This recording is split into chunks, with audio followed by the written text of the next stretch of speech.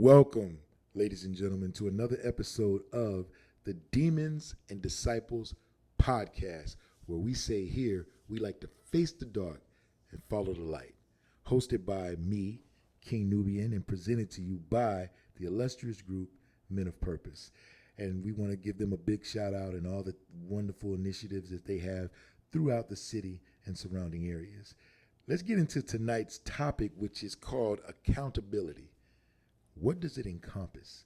Now, that's going to be super interesting because I found in my studies and research, and you guys know I love to do that, there's a lot of people who kind of misunderstand exactly what those two terms mean, but we're not going to do that tonight, all right? So I'm going to throw a couple words out at you, all right? Confess, admit, ownership. A lot of times you hear these words, especially when someone has done something, they've said something, someone is accused of something,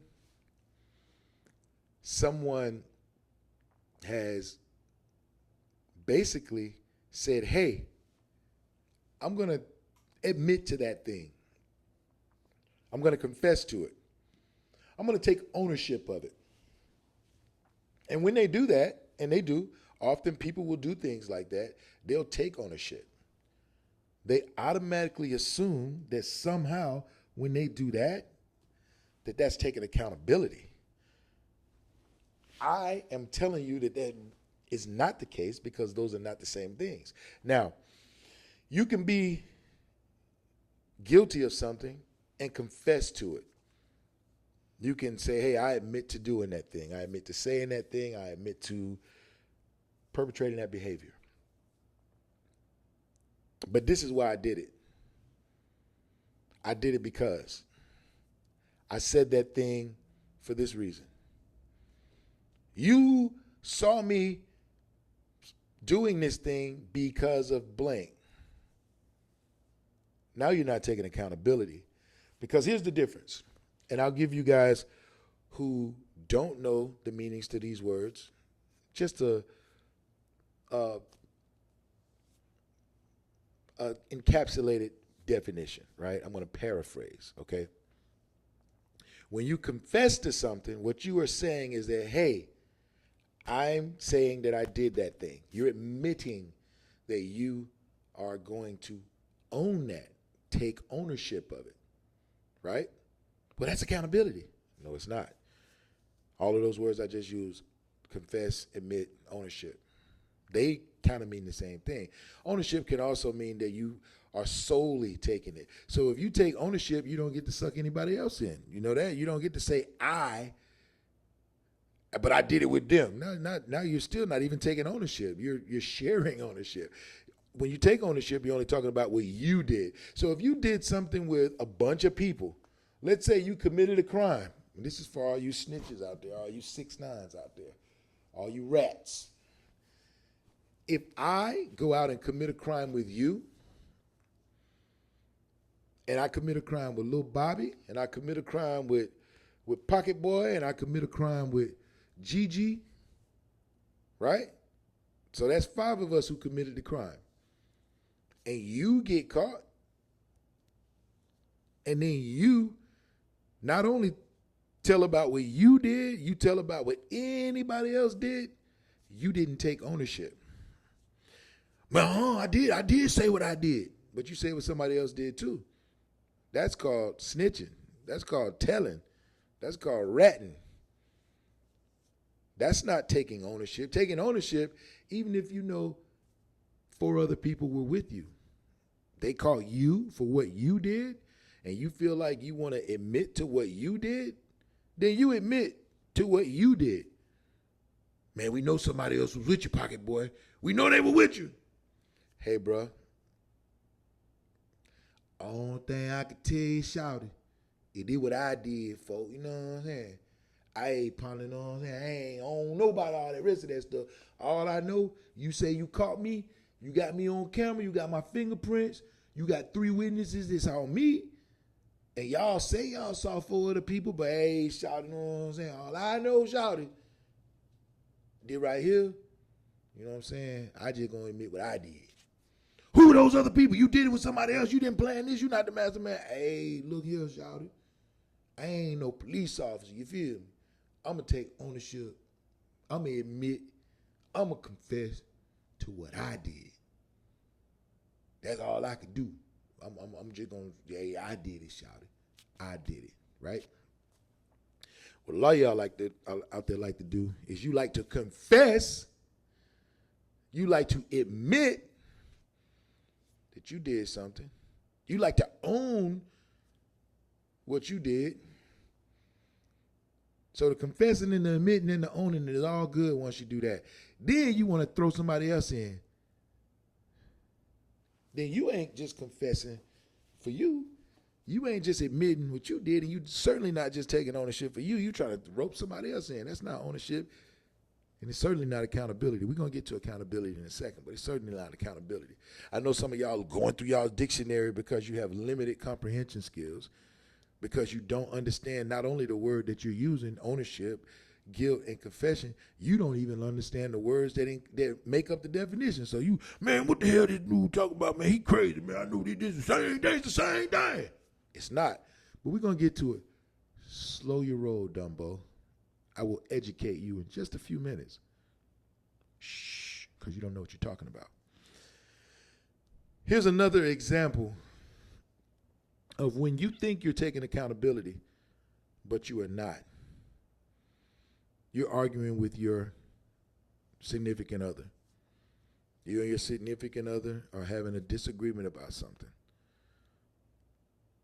Either you or your significant other, let's say it's you, does something completely outside of what you and your significant other agreed to do. You said something, you did something, you behaved in a certain way, whatever it was, you are out of bounds. You are. Not them, just you. As a result of you being out of bounds, they now say to you things or do something that you don't like. They didn't do or say anything that was incorrect, meaning that as they're recanting the things that you did, that they say that they're disappointed with you about, frustrated with you about, angry with you about, finished with you about. They didn't call you out your name. They didn't curse at you. They didn't call you a POS, talk about your mama, tell you they were going to cut you off. They didn't put you out. They didn't destroy your car or your Xbox or your PlayStation. They didn't threaten to tell people anything that you've ever done to them that they may not have liked.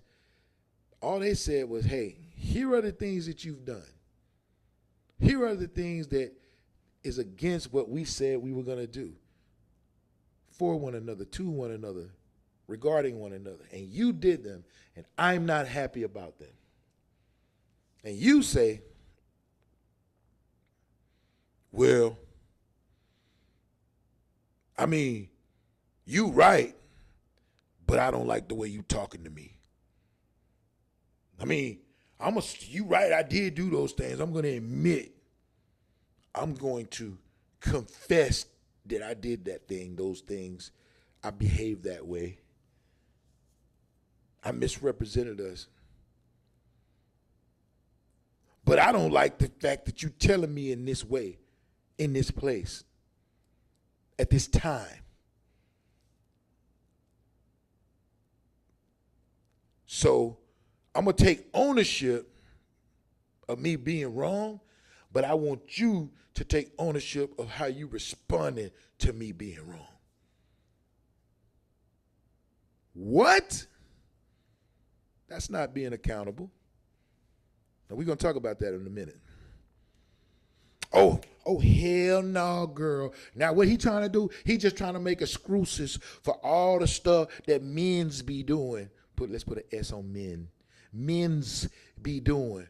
Know what I'm saying? Because I know for a fact when my old man do stuff, even if I'm wrong, if he don't respond the way I want him to respond, if he ain't kind in his response, if he raises his voice, even if it's not at me, but if it's in passion, and if he use an expletive to drive home a point, even if he ain't using it toward me, then he wrong for how he reacted to the wrong thing that I did or said or whatever, and I own to what I did, but he wrong for how he responded to it.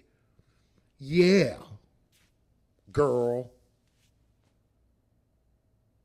you crazy and wrong. How you gonna be crazy and wrong at the same damn time? At the same damn time, crazy and wrong. Okay, we're going to get back to that.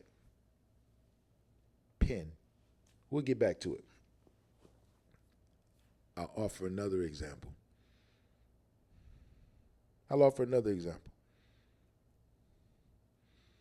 You have a coworker. Usually it's your boss. But let's just say,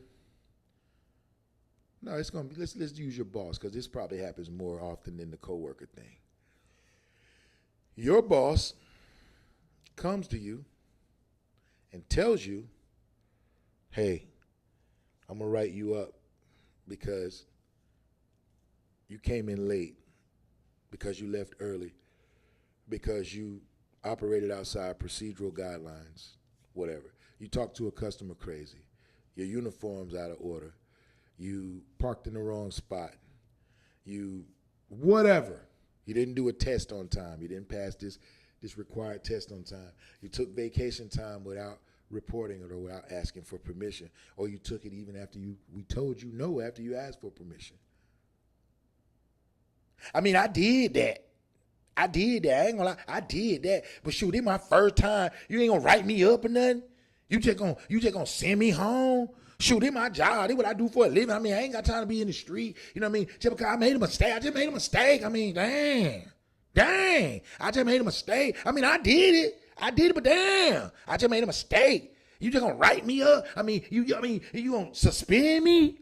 I mean, I don't get no chance or nothing? This crazy. I'm a human being. A human. We're gonna put an R in human. I'm a human being.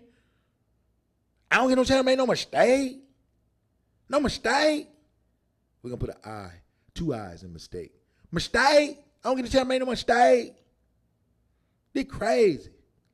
I can't stand him, girl. Ooh, I hope they fire him. That's what happens. Every time a black man get in the position, he forget where he come from.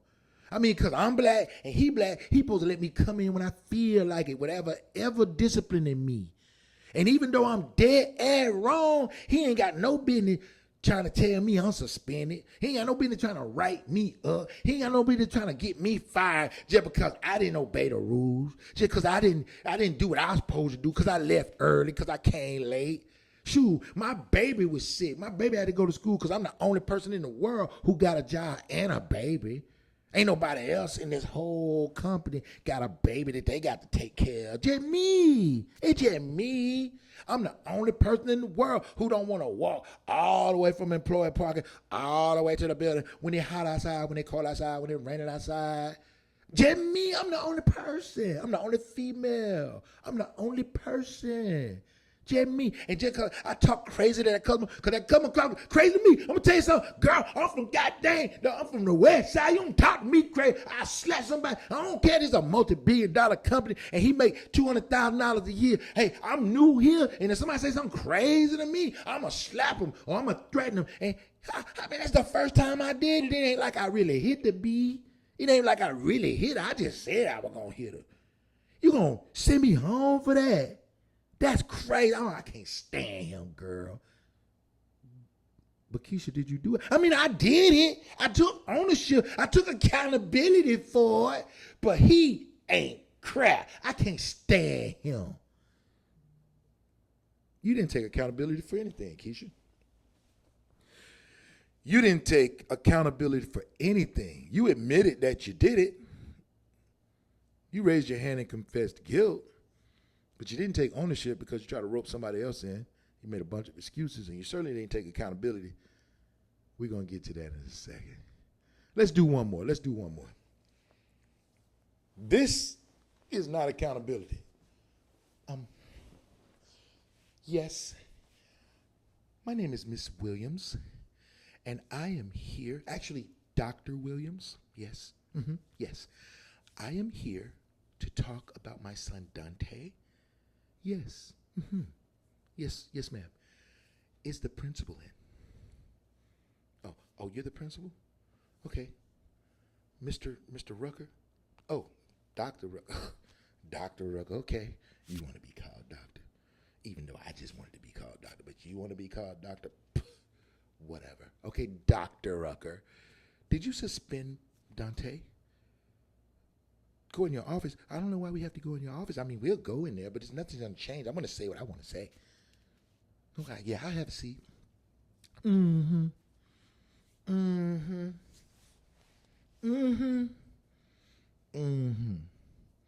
Yeah, you said a whole bunch of stuff, Dr. Rucker. But my son is an honor student. He has never gotten in any trouble. Never. He is trying to get admittance in a top-level school. And this could be a blemish on his record that will be impossible to overcome. So you're saying that he got into an argument. And I know you guys have a zero tolerance policy at your school. But this little white boy called him the N-word. How would you feel if somebody called your kid an N-word? You're a teacher. You're a doctor. You have kids, I see from the pictures. What if somebody called your kid the N-word when all he was doing was minding his business and threatened him? I mean, no, he didn't put his hands on him, but he called him an N-word. And he started laughing. What was he supposed to do? All he did was slap him. Well, ma'am, he was supposed to walk away. He's an honor student. The kid posed no threat to him. And because we have a zero tolerance policy, that other kid got expelled just for calling him the N-word. And he was going to get that no matter what. Well, with all the stuff going on in this country, how was Dante supposed to know? He had to stand up for his rights and defend himself. I mean, he did do it. But I don't think he should be suspended. Well, man, we didn't even expel Dante because he's an honor student. But something had to be done. He can't just go around slapping students with no consequences. So because we did take into account his stellar scholastic record and his presence over these past 12 years of schooling and his athletic contributions, his community service, we felt it would be a disservice not only to your household and to Dante, but to the community to expel him so that he couldn't further his studies. In addition to understanding that suspension is not the most favorable outcome from your family standpoint, it does allow him to finish the school year, and with his high GPA, he will still be able to graduate and be accepted into any number of top-level schools. But this just looks bad on his record, and I don't believe that this should happen, so there must be something we can do. But you are acknowledging that he did do this thing. Oh, yeah. I mean, but anybody would. So you're acknowledging that he did it. I mean, but there's a good reason. Ma'am, are you acknowledging that he did it? Yes. Okay. You're acknowledging that he assaulted another kid physically. I mean, it was only, ma'am, did he, Dr. Williams, are you acknowledging that he assaulted another kid with dozens of witnesses? It's on camera. The SR officer was there and also witnessed it. And then Dante also admitted it, verbally and in writing. Something has to be done. So you don't think your son should take accountability? He's owned it. He said it. He did it. Miss Williams, Dr. Williams, doesn't want her son to be accountable. Now let's talk about the differences between what ownership, confessing, admitting, and accountability means. We already touched on ownership, meaning that something belongs to a person, whether it be legally, in title and deed, whether it be possession, being 9/10 of the law, or whether it be intellectually, cerebrally, psychologically, mentally, emotionally. Oh, my baby boy is my heart. He's my whole heart. Emotionally, psychologically, man, that dude owns you, man. Every time you play against him, you just can't get your game together. Mentally, hey, listen, don't let that test own you. You got this. You got this. It's just math. It's just calculus. Spiritually, man, that girl just got you messed up. You can't even get your mind right. Right? And literally, physically. Man, I just bought a house. I just paid cash for it. Look at the title. That's what ownership is. So when you own something, it belongs to you, meaning that it doesn't belong to anybody else. Now you see how Pocket Boy could not have been accountable because he didn't own the crime himself. Well, Pocket Boy, in my example, did actually own it. I take that back. It was the other guy who didn't own it. He was trying to snitch on people, right? He didn't want to own it himself. So he wasn't being accountable. Now, you can be ownership, you can have ownership, and you can admit, and you can confess and still be accountable. We just haven't gotten there yet. When you admit to something, that's basically saying that you are stating of your own volition with sound body and mind that you are going to verbally say you did something, or you said something, or you behaved in a certain way. Okay? When you confess, a confession is when you make an admonishment about something that you think is going to put you on the outs. I confess I've had a crush on you for 20 years. I confess I stole the candy from the convenience store. I confess I tried to give you a surprise party and you found me out. Right? That's when you confess. Now let's get into the big one. Accountability. Accountability is when you say, not only do I admit to it, not only do I confess to it, not only do I take ownership of it as mine, what I'm also saying is that all the negativity that started because of this and all the fallout that could possibly be afterward is all mine. However you respond has nothing to do with the thing I did. So when I talk about the thing that I did, that I said, the behavior that I acted out in, I don't get to bring anything that you do, you say that you did into the equation. I can only talk about, only respond to, only engage about what I am admitting to, what I am confessing to, what I am owning. That's accountability. And most people just can't seem to do that. First of all, they don't know how to do that because they don't know that that's what it means. When you're accountable to something, you be like Pocket Boy. And when the cops caught him, hey man, you caught me. Don't ask me about nobody else. Don't ask me about nothing else. Don't ask me about what happened before you caught me or after you catch me. You caught me, we could talk about the thing that I did. We ain't gonna even talk about no other crime that I may or may not have done. We're gonna talk about the one you caught me for. Accountability is Miss Williams walking into that school and saying, I want to thank you for giving my son a hard life lessons. It's gonna hurt, and we're gonna have to work 3 times as hard to get him back to where we want him to be with some of these schools we want to apply him for. And we know that it's going to be troublesome trying to get this blemish off his record, but thank you for letting him know at an early age how quickly things can go off the rails when you make a bad decision out of emotion without taking a beat to think about it.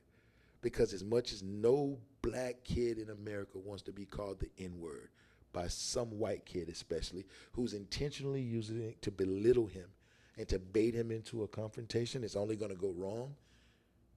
He still should have been mature enough, smart enough, being a top student, to walk away because he was not in any danger. Thank you for not only giving him a lesson, but giving him a lesson that he can bounce back from, that he can learn from, that he can see the mistake in his way. Allows him to come back to school and allows him to finish, whether or not it's with an admission letter to the colleges that he wants, but certainly with an opportunity to further his education at a top school. That would have been accountability. And then making sure that the kid went in there to see her admit that he was wrong instead of see her fight for him while he was wrong, which doesn't teach him anything except that he can do whatever he wants because mama's got my back, like so many parents do for their kids. You think you're helping them and you're not. Accountability would be when the significant other is justifiably frustrated, upset, and disappointed in you for whatever you did, whatever you said, however you behaved. You to acknowledge what you did, said, or how you behaved, and take complete and full ownership without saying, but I did this, but I did this, and you, I did this, but what about? Accountability and the opportunity to learn from it. And here's the other two important parts about accountability. Not only do you get to learn from it, but you get to do this. You get to grow from it. And here's the most important part. You get to heal from it. Growth and healing are the two important things that must happen but cannot happen without first being accountable. Not just admitting, not just partially owning it, but actually fully immersing yourself in the deed that was done, the behavior that was perpetrated, and looking to correct it, looking to be better, looking to remove it from your mannerisms, from your vocabulary, from your lifestyle. Accountability is never pretty for the one who's taking it, not in the beginning. It doesn't start to look good until you start to enter into the growth stage. And it starts to look even better and feel amazing when you get into the healing stage. The reason why it does is because not only are you growing and healing from that one thing, but your growth and your healing allows you to have better vision for future opportunities to take accountability. And not only that, you get one more added bonus, and it's probably the best one of all. It allows you to have future vision where you get to avoid the pitfalls that you used to find yourself victim to, because now you know and understand what accountability means, what it looks like, and it allows you to avoid those little traps, to not run into those hurdles, to not be bamboozled into falling into the same traps. And usually, the best way to find accountability is in that space between thinking that dumb thing and saying or doing that dumb thing. It usually takes about a half a beat or a whole beat. Take a second. Before you respond, before you act, before you do, before you say, take a beat. Because your mind works a lot faster than your mouth. Your mind works a lot faster than your body. Usually you can play and replay hundreds or even thousands of scenarios in an instant before you do or say that one dumb thing. That one dumb thing is going to throw off the rest of your life with that occupation, with that family member, with that neighbor, with that significant other. And all you had to do was teach yourself to be patient long enough to stop your mouth from saying the dumb thing that your mind conjured up as a knee-jerk response, a knee-jerk reaction, before you gave that big old brain atop your shoulders to formulate one that would be better suited for the situation. Even if the best response you can come up with is, hey, I'm not the best version of myself in this instant. I would like for us to revisit this. I need a minute. And if you're dealing with anybody who respects you in the slightest, they will give you that. Even if it's a boss who's warned you repeatedly, a significant other who's tired of having the same discussion with you over and over, a family member who is just sick of your repeated bad behavior. Anybody who cares and respects about you, even in the slightest, will give you that moment that you've asked for. Because in that instant, they can recognize, oh, this person is behaving differently. This is not the same person that does and says the dumb thing. They may have said and done the dumb thing that got us here, but they look like they're ready to take full accountability for their behavior. Not just ownership, not just to admit it, not just to express guilt, but they are about to do something that they have yet to do to this point.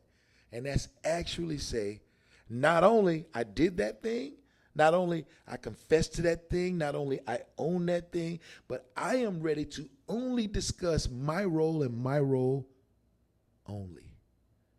I am ready to say I am looking for solutions to improve how I deal with this going forward.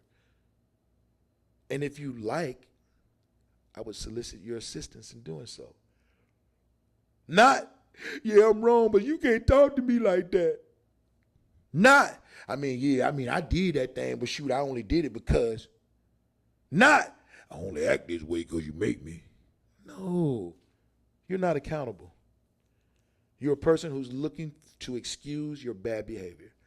You're a person who is not ready to be an adult in this situation. You may be the best, biggest, baddest adult in every other one, but in this situation, you're not ready. You are in that moment, if you're not taking accountability, vilifying someone else. Because somebody has to be wrong. If we're at a situation where there is a hiccup in a relationship, where there's a roadblock, there was no roadblock before, as you and this person, whether it's your coworker or a boss, whether it's your family member, whether it's your significant other, whether it's your friend, whether it's your neighbor, if you guys are walking on this path together and the road is clear, right? The road is clear. And then all of a sudden, and there's nobody else for miles around, nobody else, just you and this person. And one person looks away, and when they look back, there's a roadblock there. Then it can only be one other person who put it there. This is common sense. This is just logic. If there's only us two, and we can both agree, we both sitting up here agreeing that I didn't put that roadblock there. There's only one other person in the road. It don't take a rocket science. It don't take a math magician to figure out that one, right? 1 plus 1 equals 2. That's me, that's you. And if I didn't do it, that means I'm gone. Well, how many did that leave left? It don't leave nobody, because when you don't take accountability, that's what you're saying. You're saying 1 plus 1 equals 2, and you didn't do it. And we both agree that it's there, and we both agree that you didn't do it. So that must mean nobody did it. Only you're saying that. Come on, stop the madness. Be an adult. Be honorable. Be respectful. Be truthful. be accountable. Accountability, what does it encompass? It encompasses a basic adherence to ethics. Not even morals, just ethics. Ethically speaking, if one of us has to be accountable, one of us has to truly, truly, truly be 100% accountable, which means all the tenets of ownership, confessing, admitting, and trying to work through it, which is the back end of accountability, trying to get better, trying to improve, trying to make sure that this doesn't happen again. And if you didn't do it, then it had to be me.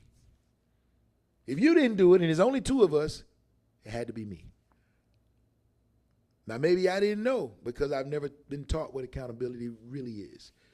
Maybe I didn't know because I've been in toxic relationships my entire life. I've been in a toxic workplace where my boss didn't even take accountability. Even if he messed up, he always tried to blame it on somebody else. I've been in toxic relationships where my family has never taken accountability. It's always somebody else's fault. I've been in toxic relationships with my neighbors. Never take accountability. I've been in toxic relationships with significant others who have never taken accountability.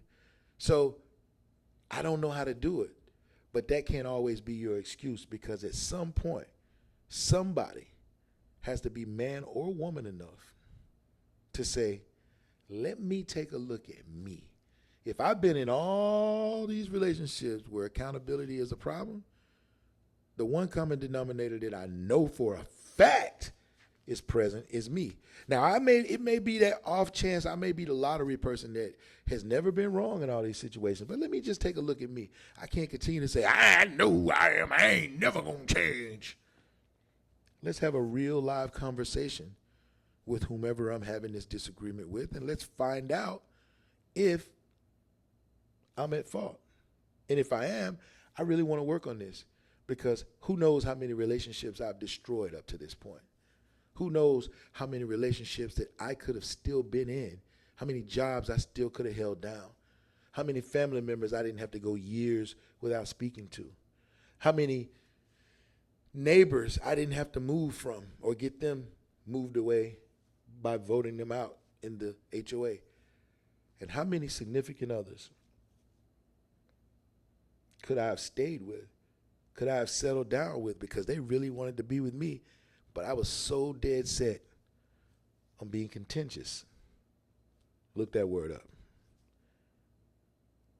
On being toxic because I refused to take accountability. I want you to let that marinate. And I want you to put a microscope on your relationships that are not going well in your life. And I want you to be honest with yourself. You don't even have to talk to the other person before you do this. Be honest with yourself about your role in those relationships. Play back the things that were said, not how you interpreted them, not how they made you feel, because nothing can make you feel a kind of way. We're going to talk about that in another podcast. And not what you assume somebody meant, but just what they said, what they did. And then I want you to honestly play back what you said in response, or maybe what you said before they even had a chance to say something, what you did. And if you're honest with yourself, I would wager that there's some culpability on your part. And I want you to hear me well when I say this. I am by no means saying that in all of those scenarios that I presented, that the boss didn't have some culpability or some accountability, that your coworker, your family member, your neighbor, or your significant other weren't also accountable for something, meaning that they would have been wrong about something that they did or said or a behavior that they exhibited. But that's not what we're talking about, and that's not what accountability for self is. Accountability for self is not looking for what someone else did. It's not looking to correct someone else's behavior. Accountability for self is to look for what you did and to correct your own. That's what accountability for self is. Now, here's the problem. The reason why that significant other was upset and frustrated with the other person is because they agreed, same as the boss with the employee, same as the family member, and same as the parent to the child, same as the neighbor. There was an agreement by both sides, both parties, that one person went astray from. One side went astray from, one party went astray from. So they already had a discussion about how they were going to proceed, how they were going to commune, how they were going to interact, how they were going to coexist. And one side was doing it and adhering to the rules that both parties preset, which means there was agreement in place, which means that there was already a conversation had about the rules of engagement. One side's doing exactly what they're supposed to be doing, expecting the other side to respond in kind, and the other side just decides, for whatever reason that they think they're justified to have made that decision, that they're not going to do that any longer. They failed to notify the other side before they did what they did or said what they said or behaved how they behaved, and then they did it. And then the other side, rightly and justifiably so, expresses frustration, disappointment, and or anger. And instead of the side that went afoul in the first place said, man, I did do that. Shoot, man, this is the steps. These are the steps I need to take in order to rectify this behavior, right? Even if the other side said or did something also that they may want to address, before we can start addressing what they did, you need to first address what you did. And now, if you address what you did, you know you're not doing what you're doing, that what you did before that was bad, that was negative, that was against the agreement. Even if the other person doesn't know yet what they did, when and if they ever do that thing that you noticed the first time but you didn't talk about because you needed to work on you, working on you and getting yourself right was the most important thing for you, right? For you.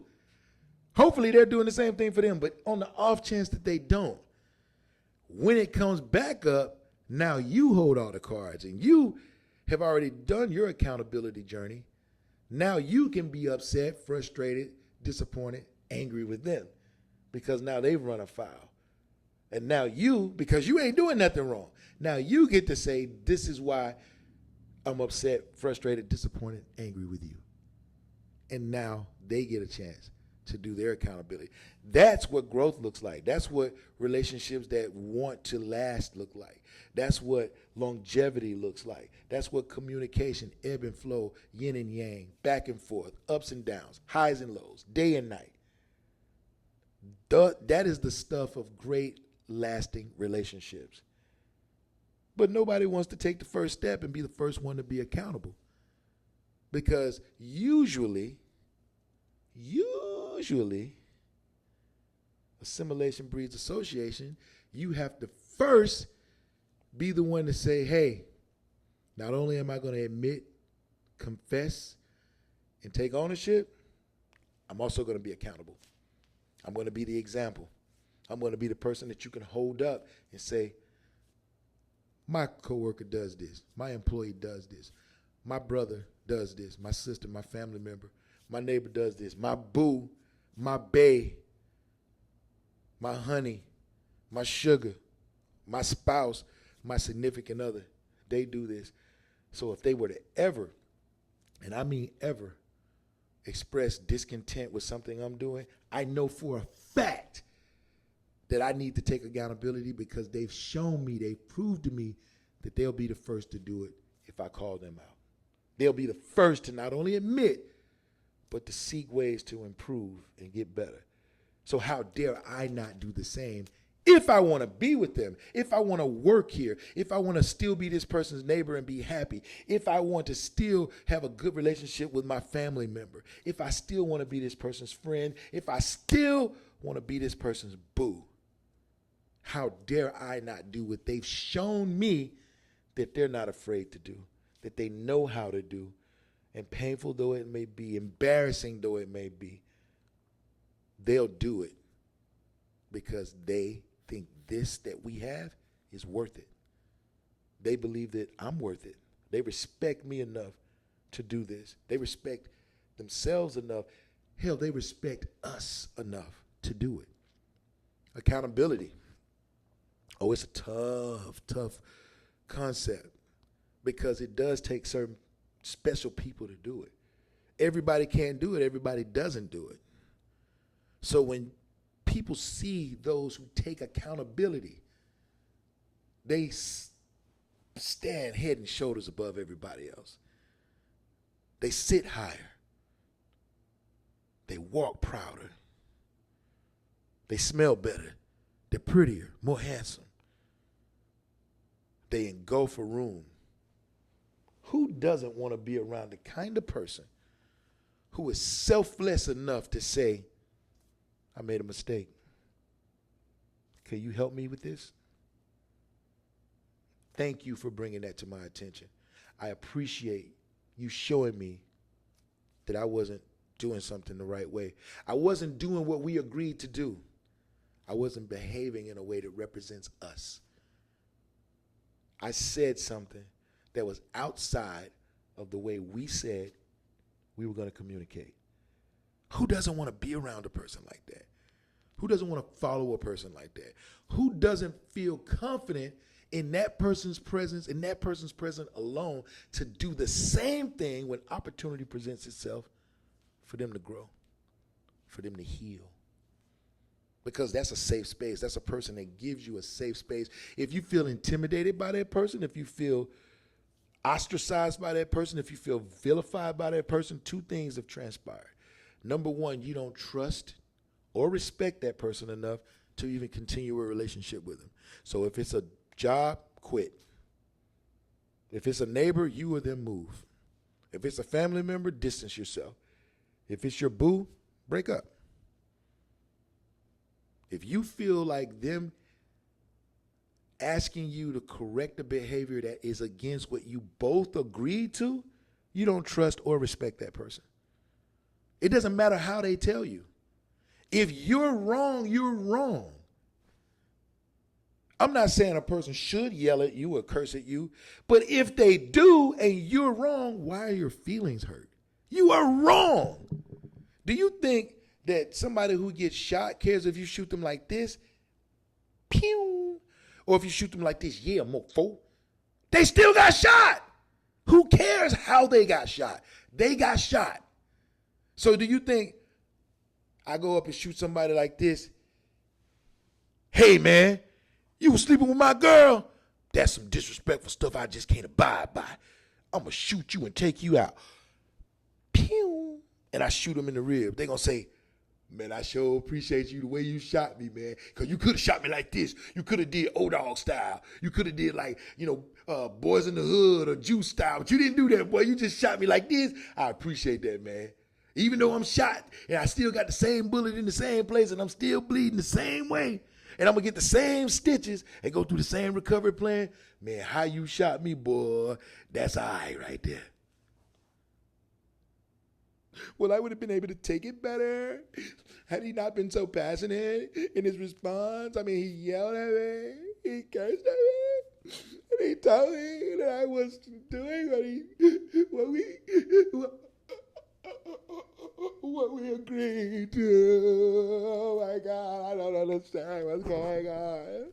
Oh, I mean, I did what he said, but God, he could have just been gentler. He could have been kinder. I don't understand. You sound stupid. You sound stupid. You can't hear the message because of how it was said. You're wrong.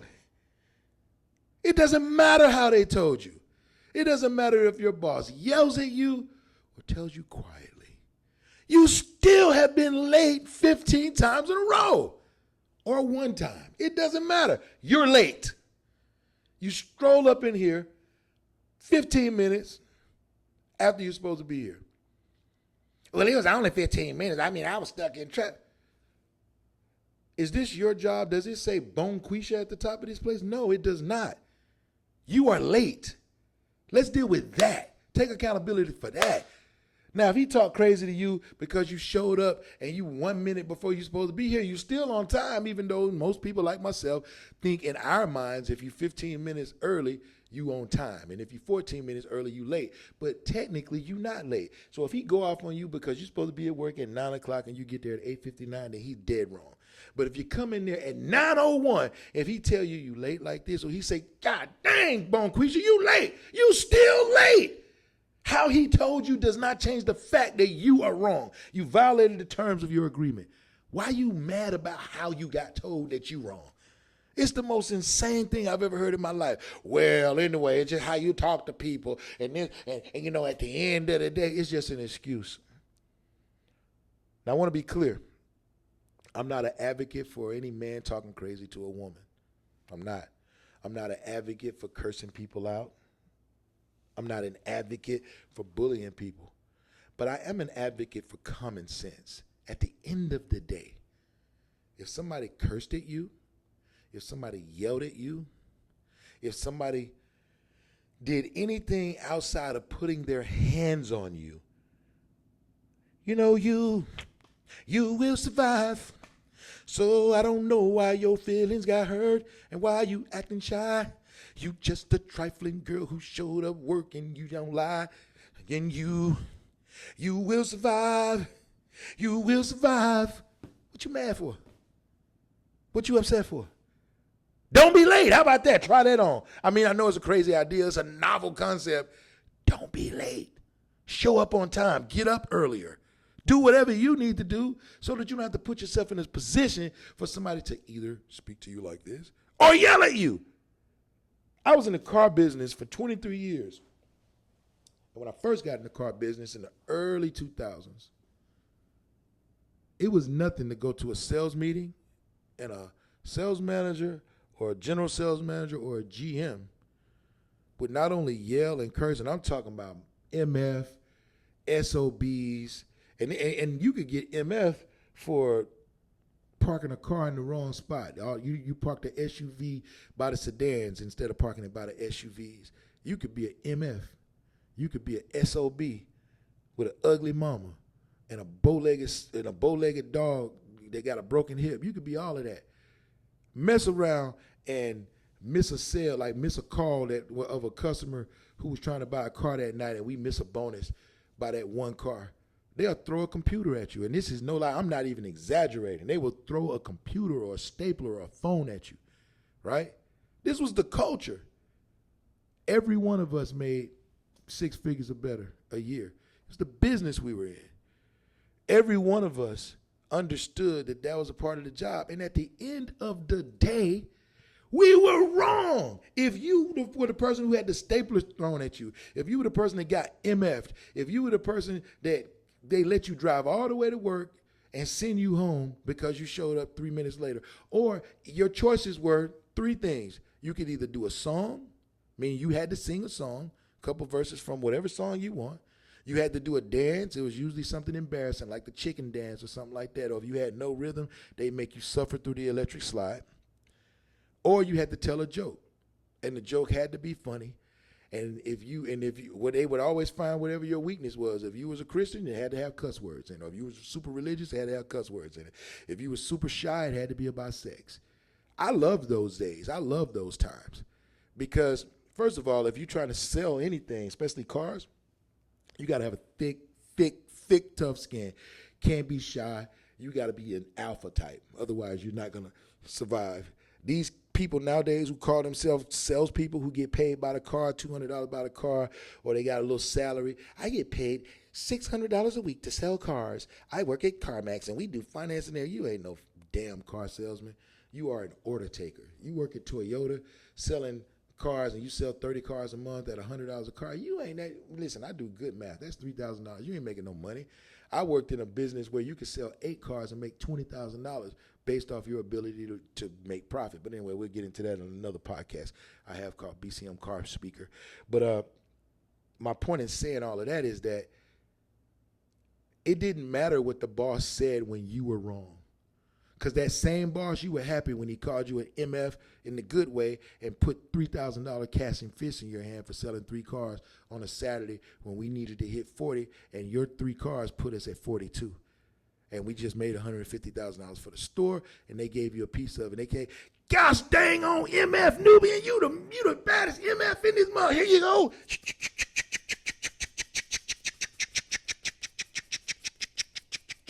$3,100 bills. Have a good day. You wasn't mad about being an MF then or an SOB then. And they'll pick up that same phone that they threw at you and throw it across the room in celebration. And it could hit you in the head, but you got $3,000 in your pocket. Ooh, I sure appreciate it, boss. Let me take 2 of these hundreds and make a Band-Aid out of it. Ooh, I'm good, boy. Right? A bunch of suckers, a bunch of silly-ass grown-up kids. That's why I like the difference between being a grown-up and being an adult. Being grown is just about physicality. That has nothing to do with your mental development, your maturity development or progress. That just means that you grew, right? There are some weeds that grow as high as some trees. It's grown up, but it's still a weed. There are some trees that grow only that tall. They're called bonsai. They're not grown up, but they are fully mature trees. I say that to say this. Just because you're a grown-up don't mean you're an adult. Yeah, I'm going to let that marinate for all you slow folks. Just because you're grown up don't mean that you're an adult. That just means that physically you've grown. Psychologically, mentally, intellectually, emotionally, socially, you're still a big dumb kid who does not take accountability. If you do something wrong, however somebody corrects you is the right way. However they correct you, get that in your mind and stop walking around looking to be a victim. I would have been able to take it better had they said it better to me. Negro, how about just stop doing dumb, wrong stuff? Can we do that? Instead of worrying about how somebody corrects you from the dumb, wrong stuff you do, stop doing dumb, wrong stuff. Let's start there. Now when somebody says something crazy to you, you actually have a case. If my son would have ever come home and tell me, Daddy, Mr. Campbell told me I was a stupid knucklehead, my first response ain't gonna be like some of y'all, man, let's go up there. Nobody gonna talk to my baby boy like that. Because I know there were times when I was a stupid knucklehead in school. First thing I'm gonna say, well, son, what'd you do? Well, we were playing football on the field, and then all the boys was tackling each other. And once you stepped out the sidewalk, and then this other little boy in the 3rd grade, even though I'm in the 6th grade, he stepped off the sidewalk, and I tackled him too. I said, you a stupid goofball. What in the world? You a stupid knucklehead. Why would you do something like that? Let me call this teacher and tell him thank you for doing that. I'm going to ask him why he didn't flick you upside your head. That was just stupid and knuckleheadish. Come over here. But don't ever do nothing dumb like that. And thank your lucky stars they didn't suspend your stupid knucklehead behind for doing that. That don't even make sense. You ain't going to go up there and beat him up. If you don't shut up, I'm going to go in there and beat you up. What I look like going to get mad at a teacher for telling my son something that he should have been told in the moment. He was wrong. Here come Karen. Well, my son just doesn't respond to that type of language, and I have just, I'm the kind of parent where I like to put him in environments that are constructive and environments that don't, contribute to his social breakdown or demise. And I would just ask Mr. Campbell that next time that you have something to say to Reginald, that you would just say it in more of a way that's conducive to his growth, and also that doesn't minimize his existence around the other students, whether or not he's wrong, because at the end of the day, they're all just kids, they're all just growing, and they should have room to make mistakes, even if us coddling and pampering them is only going to create for the 8th grade for one of them to dress up in a dark trench coat, write a manifesto, and come in here and gun everybody else down, including the teachers and the mothers like me who never give them any boundaries or guidelines or consequences for their behavior. And I just think that's the best way to be as my eyes get wider and my behavior becomes more sporadic because I drink way too many Starbucks and I don't have a real job and I do Pilates and I pick up the kids at the playground and her head explodes. This is the society that we've become. So accountability, what does it encompass? It encompasses a lot more than most of y'all think. And now that you've been introduced to what it really encompasses, what it really means to be accountable, I can only hope that you go forth and be better people. Be accountable. Understand that who you are in your worst moments, in those moments where we fail to meet the standard that not only we've set for ourselves, but that we've agreed with others that we're going to adhere to, that we can say, man, I'm falling way short of what I promised. Let me take a moment and gather myself. You got this, King. Come on, you got this. I apologize. I did this thing. I'm so sorry. Is there any way that we can work together on me getting better? And if there's not, I completely understand. I went afoul.